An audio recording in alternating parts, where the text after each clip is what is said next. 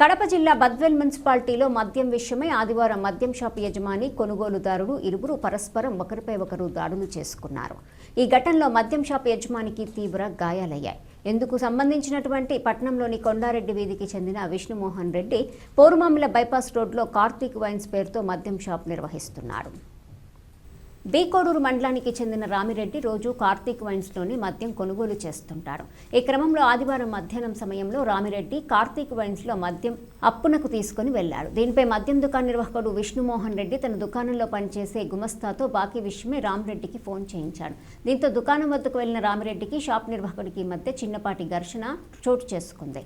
దీంతో రామిరెడ్డి తన గ్రామం నుంచి బంధువులను పిలిపించి ఆదివారం సాయంత్రం నెల్లూరు రోడ్లోని హెచ్పీ పెట్రోల్ బంక్ సమీపంలో ఉన్న విష్ణుమోహన్ రెడ్డిపై దాడి చేశారు. ఈ ఘటనలో విష్ణుమోహన్ రెడ్డి తలకు తీవ్ర గాయమైంది. వెంటనే స్థానికులు పోలీసులకు సమాచారం ఇవ్వడంతో వారు ఘటనా స్థలానికి వచ్చేసరికి గొడవ సద్దుమణిగింది. గాయపడిన విష్ణుమోహన్ రెడ్డిని ప్రభుత్వ ఆసుపత్రికి తరలించారు. విష్ణుమోహన్ రెడ్డి ఇచ్చిన ఫిర్యాదు మేరకు రామిరెడ్డితో పాటు మరో నలుగురిపై అర్బన్ పోలీస్ స్టేషన్లో ఇచ్చిన ఫిర్యాదు మేరకు వారిపై కేసు నమోదు చేసి దర్యాప్తు చేస్తున్నారు.